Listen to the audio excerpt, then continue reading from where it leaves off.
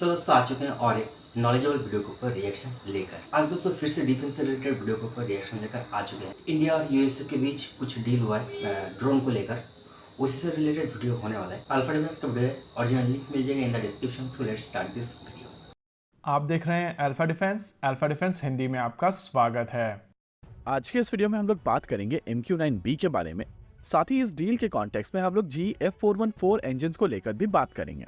कुछ समय पहले ट्राई सर्विसेज रिक्वायरमेंट के लिए 31 MQ-9B ड्रोन्स अप्रूव किए गए थे और इसको CCS का अप्रूवल भी मिल चुका था। CCS के अप्रूवल के बाद में आज इसको लेकर एक डील साइन कर ली गई है और इस डील के तहत 31 यूनिट MQ-9B ड्रोन्स के साथ साथ भारत में इन ड्रोन्स को मेंटेन करने की क्षमता भी बनाई जाएगी और डिपो लेवल पर इनको मेंटेन, रिपेयर और ओवरहॉल करने की क्षमता ऐड की जाएगी। देखिए, हिस्टोरिकली भारत में जितने भी सिस्टम्स बाहर से एक्वायर किए जाते थे उनको मेंटेन करना काफी मुश्किल हो जाता था और 36 रफाल की डील के साथ में भारत ने एक नया तरीका यूज करना शुरू किया था जहां पर लॉजिस्टिक्स परफॉर्मेंस बेस्ड होती थी। यानी कि अग्रीमेंट के हिसाब से ये डिसाइड कर लिया जाता है कि इस एयरक्राफ्ट की अवेलेबिलिटी कितनी मेंटेन की जानी है। इसी के हिसाब से बाकी सारी एक्टिविटीज की जाती हैं और वो अवेलेबिलिटी का नंबर इंश्योर किया जाता है। इस तरीके के लॉजिस्टिक्स अग्रीमेंट काफी कॉस्टली होते हैं, लेकिन इस तरीके के अग्रीमेंट इंश्योर करते हैं कि एक गिवन पॉइंट ऑफ टाइम पर आपके पास में कुछ अवेलेबल सिस्टम रहेंगे और वो नंबर कम नहीं होगा। जैसे कि रफाल के केस में वो अवेलेबिलिटी का नंबर 75% का है और किसी भी गिवन पॉइंट ऑफ टाइम पर वो 36 रफाल्स में से 27 Rafale ready to operate mode में रहेंगे। ये अग्रीमेंट इस वजह से भी और ज्यादा क्रूशल हो जाता है क्योंकि तीनों सर्विसेज की तरफ से 31 यूनिट सिस्टम्स अक्वायर किए गए हैं, जिसमें से इंडियन आर्मी को 8 यूनिट मिलेंगे, इंडियन एयरफोर्स को 8 यूनिट और भारतीय नौसेना को 15 यूनिट्स मिलेंगे। ऐसे में अगर अवेलेबिलिटी 75% की नहीं होती है तो एक गिवन पॉइंट ऑफ टाइम पर 6 से कम ड्रोन्स अवेलेबल होंगे जो बहुत ज्यादा इफेक्टिव नहीं रहने वाले हैं।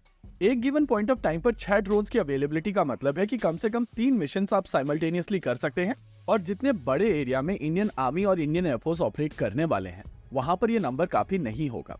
नेवी के केस में ये नंबर काफी है और अब इंडियन नेवी P-8I नेपट्यून्स के साथ में इनको ऑपरेट कर पाएगी, जिससे उनकी ऑपरेटिंग कॉस्ट नीचे जाएगी और मिशन की एंड्योरेंस ऊपर जाएगी। अब ये MQ-9B की डील के बाद में जो नेक्स्ट हाई प्रोफाइल डील है वो GF414 को लेके होने वाली है और माना जा रहा है कि ये डील भी इस साल के अंत तक हो जाएगी। तेजस मार्क 1A डील के लिए अक्वायर किए जाने वाले GF404 इंजन को लेकर इस समय सप्लाई चेन इश्यूज चल रहे हैं और माना जा रहा है कि अक्टूबर तक ये डिलीवरी इश्यूज सॉर्ट आउट कर लिए जाएंगे, लेकिन अनफॉर्चुनेटली अभी तक ये डिलीवरी इश्यूज सॉल्व नहीं किए जा सके हैं और अगली प्रॉमिस डेट नवंबर की है। इसके अलावा इनिशियल एस्टिमेट के हिसाब से 8 इंजन मार्च 2025 तक आने थे और अब वो भी होता हुआ नजर नहीं आ रहा है। लेकिन काफी हद तक ये परेशानी केवल GF404 के साथ में ही लिमिटेड है और ये चीज हम लोग ऑब्जर्व कर रहे हैं कि GF414 इंजन इजीली अवेलेबल हैं और इनकी सप्लाई चेन में इतनी ज्यादा इंटरप्शन नहीं आई है। भारत और यूएस के बीच में GF414 इंजन को लेकर आम सहमति पहले से ही बन चुकी है और दोनों देशों के बीच में एक MOU ऑलरेडी साइन हो चुका है। इसके अलावा ये इंजन भारत के सभी फ्यूचर प्रोजेक्ट्स के लिए बहुत इंपॉर्टेंट है, चाहे वो तेजस मार्क 2 हो, आर्म का मार्क 1 हो या फिर twin engine deck based fighter हो। अच्छी चीज यह है कि इन इंजन्स की लोकल असेंबली के बाद में इनको लेकर अवेलेबिलिटी वाले इश्यूज खत्म हो जाएंगे और भारत धीरे धीरे करके इंडिजिनस कंटेंट बढ़ा सकेगा। लेकिन पर्सनली मेरा मानना है कि तेजस मार्क 1A के जो एडिशनल ऑर्डर्स दिए जाएंगे वहां पर एक इंडिजिनस इंजन लिंक किया जा सकता है और कोशिश की जा सकती है कि एक इंडिजिनस इंजन बना लिया जाए जो भले ही शुरुआत से नहीं लेकिन बीच से उस एडिशनल ऑर्डर को एड्रेस करने की क्षमता रखे। और पर्सनली मेरा मानना है कि वही तरीका है जिससे आप अपनी खुद की फ्लीट मेंटेन कर सकते हैं और स्ट्रेटेजिक ऑटोनॉमी इंश्योर कर सकते हैं। नेवरदलेस आने वाले कुछ हफ्तों के अंदर चांसेस है कि इस इंजन को लेकर एक डिस्कशन बैठे और भारत और यूएस के बीच में ये जो अग्रीमेंट बना है वो डील में कन्वर्ट हो जाए।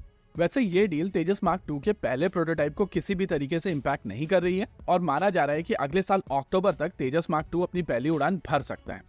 हालांकि जैसा कि मैं पहले भी कह चुका हूं कि इस तरीके के प्रोजेक्ट्स में बहुत सारे वेरिएबल्स होते हैं और जब तक इसकी पहली उड़ान नहीं हो जाती है तब तक हम लोग इस एयरक्राफ्ट के बारे में श्योरिटी के साथ में कुछ भी नहीं कह सकते। तो दोस्तों वीडियो तो यहीं पे खत्म। वीडियो बहुत ही नॉलेजेबल था। अब दोस्तों इस वीडियो से मुझे एक बात पता चला कि अगले साल के अक्टूबर तक तेजस MQ-2 का फास्ट उड़ान होगा, नहीं हो सकता है। अब इसमें भी कोई खास श्योरिटी नहीं है, ठीक। उसके लिए हमें अगले साल का अक्टूबर तक वेट करना पड़ेगा। अब देखते हैं क्या होता है। फाइनली MQ-9B ड्रोन का जो अप्रूवल है वो दे दिया गया है और मैं तो चाहता हूँ कि जल्द से जल्द ये जो डील है फाइनल हो जाए और जितना जल्दी हो सके हमारे सेना को भी डिलीवरी करना शुरू कर दिया जाए। देर करने से और कोई भी फायदा नहीं, वैसे ही बहुत लेट हो चुका। अब अगर और भी लेट करेंगे ना तो भाई खत्म, कोई भी आके हमें ठोक कर चले जाएगा, हम कुछ भी नहीं कर पाएंगे। वैसे भी दोस्तों ये जितना भी ड्रोन खरीदने का बात किया गया है ना, हमारे नौसेना, वायुसेना और स्थल सेना, इन तीनों के बीच में इसको डिवाइड कर दिया जाएगा। और मुझे एक खबर सुनकर बहुत ही बुरा लगा, हमारे नेवी को छोड़कर हमारा जो वायुसेना और स्थल सेना है ना, उन लोगों के पास जितने भी ड्रोन दिया जाएगा उनमें से सिर्फ 6 ड्रोन ही ऑपरेशनल रहेगा। तो आप लोग सोचो, थल सेना के पास 6 और वायुसेना के पास 6। अब हमारा इंडिया का जो एरिया है, बॉर्डर एरिया, वो तो बहुत ही बड़ा है। और आप लोग ही बताइए, ये 6 ड्रोन से क्या होगा, कहाँ कहाँ तक नज़र रहेगा ये 6 ड्रोन से। ये मुझे बहुत ही बुरा लगा। ये जो ड्रोन का हाल है ना, ये हमारा जो फाइटर जेट का अभी इस टाइम सिचुएशन है उसी टाइप का हो चुका है गाइस। 36 राफेल और यहाँ जितना भी ड्रोन खरीदने वाले उतना ड्रोन, फिर भी उसको डिवाइड करके हमारे तीनों सेना को बांट दिया जा रहा है। अब काम चला लो, इससे कुछ होने वाला नहीं है। और रहा इंजन का बात, तो वही बाहर के देशों के ऊपर डिपेंडेंट रहो, उनके सामने हाथ फैलाओ, हमें इंजन दे दो। क्योंकि गाइस मैंने तो ठान लिया कि हमारा इंडिया अभी 25 से 30 साल से पहले तो अपना खुद का इंजन बना नहीं सकते, मुझे नहीं लग रहा है। क्योंकि दोस्तों इंजन से रिलेटेड अभी तक ऐसा कोई खबर निकल कर आया नहीं है कि इसको प्रिडिक्शन करके ये बताया जाए कि हाँ हमारा इंडिया बहुत ही जल्द इंजन बना ले। अब ये तो मेरा राय था, आप लोग का क्या राय है वो आप लोग कमेंट में जाकर बता सकते हैं। वीडियो अगर अच्छा लगे तो वीडियो को लाइक कर देना, शेयर कर देना, उसके साथ साथ हमारे चैनल को भी सब्सक्राइब कर लेना। मिलते हैं नेक्स्ट वीडियो में, तब तक के लिए जय हिंद, जय भारत।